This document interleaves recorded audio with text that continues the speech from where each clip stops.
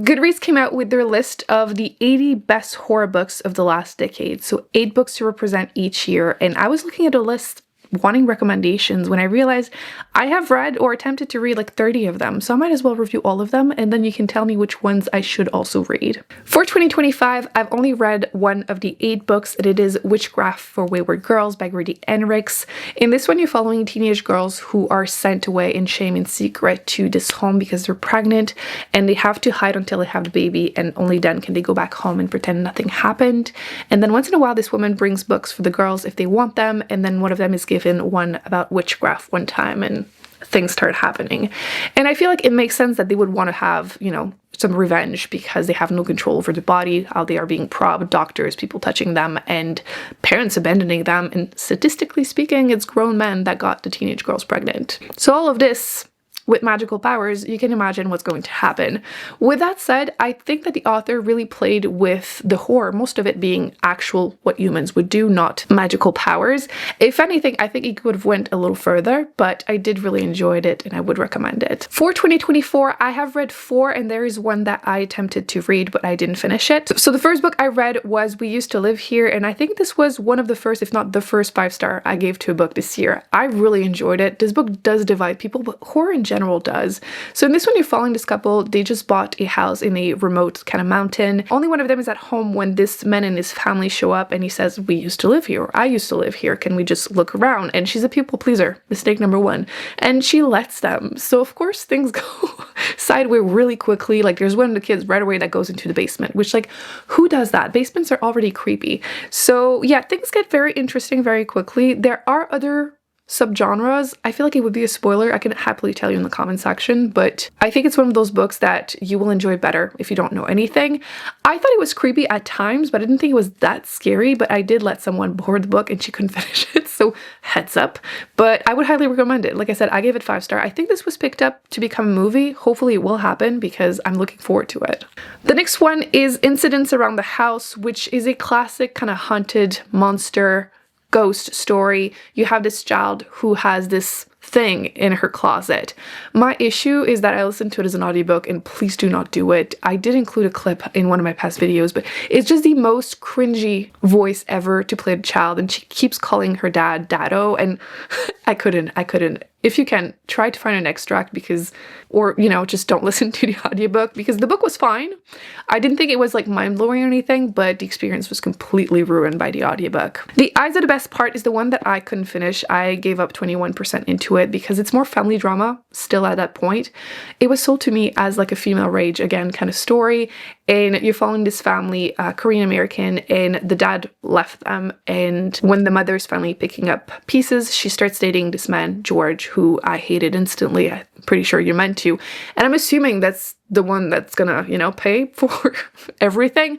But yeah, I didn't make it that far. But if you did enjoy it, please let us know in the comment section. Just be warned that it's a slow start. Bury Your Gaze was really different from all the other horror books on this list because the main character usually writes scripts for movies, TV shows, and there's definitely discussions about the cinema industry, Hollywood, and how he feels a lot of pressure to do certain things to his characters because they can't be gay.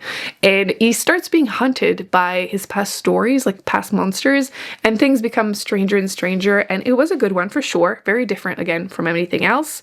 And then there is What Feasts at Night, which is the second book in that series. I did read, I think book 1's going to be there in a second, but you're following the same characters and they're going to this estate where this entity is like haunting them.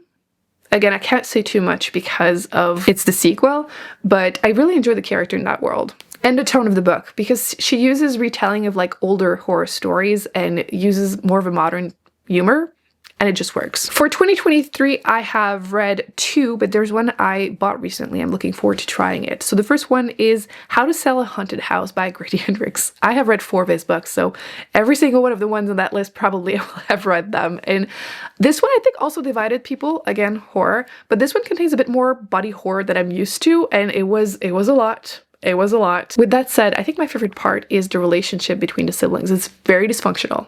The parents die, and then the brother basically didn't tell his sister. She finds out and comes home because they have to prepare the home to sell it. And creepy dolls are not actually dolls, they're puppets. And my gosh, was that creepy. That definitely works for me. The subgenres that work for me is definitely like haunted homes and dolls and like paintings. Creep me out. So yeah, that definitely worked on me. But yeah, the relationship between the siblings was the interesting part for me, but it's also the part that a lot of people didn't like. So that puppet though.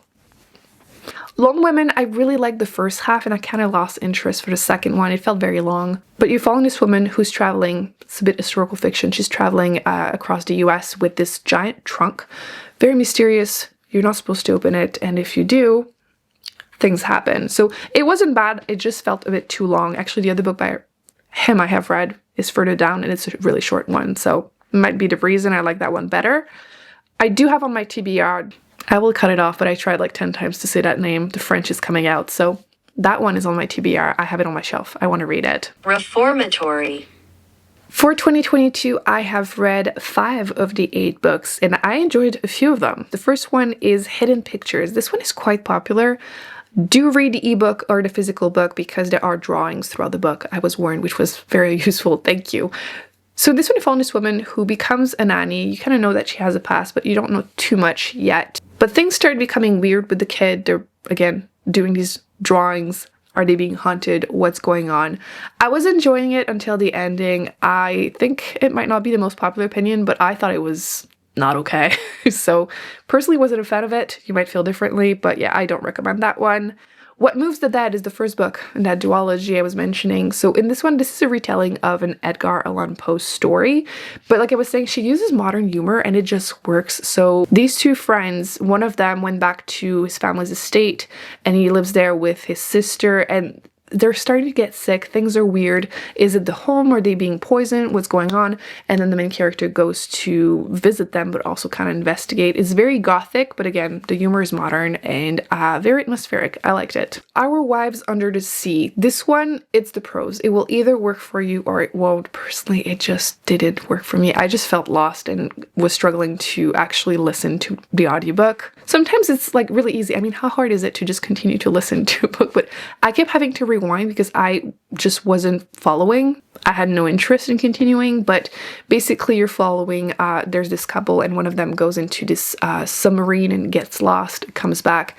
It's very much a story that is like vibes. If you like magical realism, I feel like this might be more your cup of tea than it was for me. Dead Silence though totally worked for me. You follow main character, she's on a mission deep in space. Whenever they find this giant spaceship that was lost a year ago, a bunch of rich people were supposed to go do a tour for a year and they stop, send in signal, they couldn't find them, and obviously if they go there first they'll be able to get everything that's on there, and again, a bunch of rich people, so they go on there. Obviously it's going to be creepy because space in general and I was actually uncomfortable a few times. I did feel like the romance was completely unnecessary, but I would still recommend that one. Mother Thing is one of those books that is so strange that it's just really hard to describe, but you have this couple that move in with the mother-in-law and she is not the nicest and she passes away, weird things start happening, and yeah, if you like very strange books, this is definitely it. I mean, from the cover, you can kind of tell. Who doesn't want to read about a vengeful mother-in-law's ghost? For 2021, I have finished one. There are 2 that I kind of started. The first one is The Final Girl Support Group by Grady and Hendrix. I actually could not finish it. I was told that it was written technically before the other books that I've read by him, and maybe that's why the vibe was just very different, but you're following this support group of girls who were the sole survivor of like a mass murder. And they definitely have a lot of issues. Obviously, they are traumatized, and the main character is definitely special. I mean, they all have issues, obviously, but she's very judgy of everyone. Everyone thinks basically they're the only normal one in the group, right? And they start being murdered. So, of course, things become very intense very quickly. But yeah, I couldn't finish it. I didn't like the tone of it. Slewfoot, though, was another of my first 5-star this year. Again, witchy vibes, again, revenge story. They work for me. So in this case, it's set in the Puritan times, which witchy Puritan time can be a bit more hit and miss for me. But in this one, again, 5-star. This woman got married. Her husband was lovely. Unfortunately, he dies in mysterious circumstances, and they had a farm.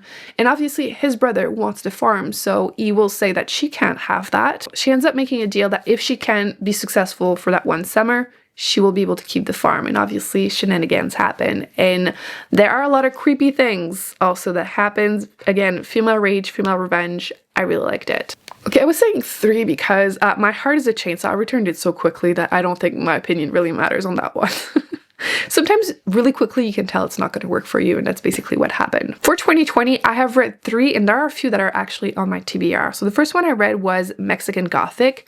For some reason, I keep thinking this is a young adult book. Apparently it's not. It really gives me vibes of either way. I think this one is like horror, a bit magical realism. Maybe that's why it didn't really work for me. But this woman goes to join her family that is recently married in this estate. And it's another one of like, are they being poisoned? Is someone losing their mind? And I got to the ending and I was like, okay, that's what I thought. Like, did not care. So it seems it's not the most popular opinion, but that was my experience with it. Tender as a Flesh, though. That is another one that is just weird as fuck. I feel like it's one of those you have to experience for yourself. Yeah. It's a quick dystopian horror. Basically, there's been this disease, this pandemic that happened, and it left humans unable to digest animal meat, and they start turning to human meat. So yeah, it's something. Home Before Dark. Disclaimer, I will never read another book by this author because I got really tired of his female characters. When you rely on your female character being dumb for the story to stand and you do that 10 times in a row, I start having opinions. But this was not his worst one. If you like haunted homes, if you like the idea of like playing, again, is it haunted? Is it humans? He plays with that a lot. But this woman buys the house that her family escaped when they were young because weird things were happening. And then, yeah, she meets the neighbor right away and starts having this weird, like, he's trying to be helpful. And she's like, I'm a strong, independent woman. Like, screams like men trying to write a woman. And anyway, didn't like it. But the story was okay. I do have the Southern Book Club's Guide to Slaying Vampires on my TBR for this month, so I will have an opinion very soon on that one. I'm looking forward to it. And I do want to read Ring Shout by P.J. Lee Clark. I've read a couple of his fantasy, like mystery thriller fantasy, and I really enjoy them, so I really want to try that one too. And there's another Kingfisher. I'll probably read all of her books, so eventually. For 2019, I have read 2.5. The first one is The Institute by Stephen King. I'm gonna be honest, I don't remember anything about this book. Does that happen to you? Like, once in a while, especially mystery thriller horror, like, I will be left with completely nothing in a few years. And I mean, 2019, it's been, 5-6 years since I've read it. But I know it's like kids with like superpower, think like telekinesis and that kind of stuff. And it was fine. I remember enjoying it, but yeah, I can't tell you anything else. I know it was made into a TV show.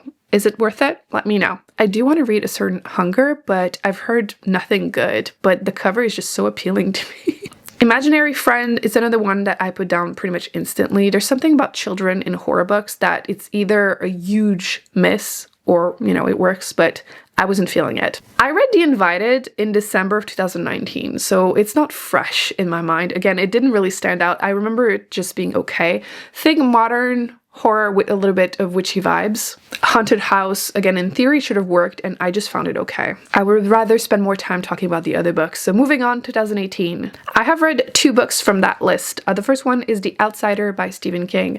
I remember really liking this one. It's kind of vaguely linked to his other story. I mean, most of his books are, ultimately. But I remember really enjoying that one, at least in the beginning. I did feel like the ending kind of slowed down a little. I'm going to be honest, Stephen King, his endings are always kind of rough. But you do have to have read the Bill Hodges series, which I did read, although accidentally I only read the last book. No comments. Moon of the Crusted Snow. I really like that one. It's more post-apocalyptic than horror, although they kind of go hand in hand. This one is really quick and short. There's this pandemic, something is happening in the big city, and you're following this native community, and obviously consequences, things are happening, people start showing up. And I feel like in post-apocalyptic world, native people should be able to survive. So that's what you're following in book 1. I do still need to read book 2, but I remember enjoying it, although there were some frustrating times. I do have Foe on my TBR. I do not remember putting it on my want to read list, so I'm gonna have to check that out. For 2017, I have 3 books that I have read. The first one is Sleeping Beauties by Stephen King and Owen King. I have mixed feelings about this one also. This pandemic happens and it only affects women. They go to sleep with this cocoon around them, and if you try to wake them up, they will wake up, kill you, and go back to sleep. So it's kind of like their version of like what would happen in the world if there were no women. But you do still follow the women in a different state. I'm keeping it vague, but I will say it does contain one of my most hated characters of all time. I'm not violent, but I will make an exception for that man. Oh, oof. I did overall enjoy it. I felt like, again, the ending wasn't the best, but yeah, it wasn't his best, it wasn't his worst. Into the Drowning Deep, though, I really did enjoy. Think Killer Mermaids. Basically, 7 years ago, the main character's sister went to film a mockumentary about mermaids. So they had done a few different ones, and it was meant to be kind of, you know, fun mockumentary. But everyone died, and they only had a few clips that were kind of suspicious. People said they were fake. So she decides to convince everyone to send a new team to do it again. This time they are prepared with more cameras and guns. And things get weird very quickly. I was actually, again, scared a few times in there, so I would definitely recommend that one. And I just finished The Silent Companions. This one is more historical fiction, gothic vibes kind of book. And again, was uncomfortable at times. You follow this woman, she just got married, she just got pregnant, and her husband dies in his countryside estate where she was meant to join him. And it's kind of mysterious, but she goes there and things start getting weird. Weird noises at night. And then they manage to open this door that was locked. And she finds the first silent companion. And they are supposed to look like a person from a painting just came out. So think mix of painting and sculpture. And they apparently look very real and they're very, very creepy. That's all I'm going to say. But it was good. I enjoyed it. I do have a few of them on my TBR, including Her Body and Other Parties and The Changeling, and Things We Lost in the Fire. So eventually I would like to get to them. If you have read them, let me know if they're worth it. And then 2016, I have read 3 of them, and there is at least one that is on my TBR. So the first one is I'm Thinking of Ending Things, and that's another weird one that will either work for you or not, but you follow this couple, they're supposed to go meet his parents in this remote farm, and things get weird very quickly. I don't want to tell you anything, because it's like 200 pages. I think this was made into, was it a movie or TV show? I haven't watched it. Is it worth it? But yeah, it was weird. I read The Fireman by Joe Hill in 2017. Again, it's been a long time. It was one of the first books that I've read on my big kick of post-apocalyptic book. And again, it's kind of a mix of that genre and horror. And at the time I liked it. You have this, again, pandemic that happens. Feels different now, huh? And it starts drawing these things on their bodies and then they burst into flame. So obviously things go crazy very quickly. I do feel like King and his son tend to use a little too much violence towards women for me. I can't do it anymore. And overall, the story felt a bit long. It's a thick book, but it wasn't bad. At the time, I did enjoy it. There's The Fisherman on that list, which I recently got. I'm looking forward to it. And The Ballad of Black Tom, that's the other book that I read by this author. It's very short. It's like 100 pages. I would recommend it. Compared to the other ones, this one is a lot more urban fantasy. So this one is set in New York. This man has magic and he walks around with this guitar and he has to bring this tome, this big book, to someone, and things start getting weird really quickly. Again, it's 100 pages, so you can read this in a day, and I overall enjoyed it. I feel like I have mixed feelings with really short stories. Sometimes they're like, you just wanted more, and then sometimes they just work, but this one was good. I did put on my want to read list The Last Days of Jack Sparks, but I could not tell you anything about it. I guess I want to read it, or I used to. So these were my thoughts on the 30 or so books that I read out of the 80 from that list. If you have seen any of them that you think people should read, let me know. Would love to hear your own thoughts in the comment section. And I'll put more recommendations on the screen, including some more fall books and my opinions about really popular mystery thriller ones. And I will see you then. Bye.